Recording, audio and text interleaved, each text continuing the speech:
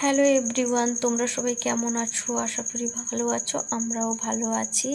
আজকে অনেক দিনের পর একটা মিনি ব্লগ নিয়ে চলে এসেছি তোমাদের কাছে।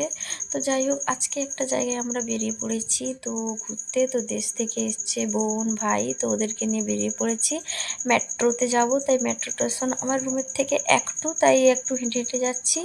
তারপরে মেট্রোয় পৌঁছে গেছি। তো মেট্রোতে বসতে বসতে মেয়ের দুষ্টুমি চালু হয়ে যাচ্ছে, এদিকে যাচ্ছে, একবার পাপার কাছে যাচ্ছে, একবার আমাদের কাছে আসছে। তো যাই হোক, মেট্রো থেকে নেমে পড়েছি। তো প্রচুর ভিড় হচ্ছে, তো এই জন্যে আর একটা মেট্রো ধরবো। তো ওর পাপা কোলে তুলে নিয়েছে, ওর পাপা ঘেমে গেছে বলে একটু ঘাম মুছে দিল। তো যাই হোক, যেখানে আসার কথা সেখানে আমরা পৌঁছে গেছি। তো আমরা কোথায় আসছি তোমাদেরকে বলে দিই।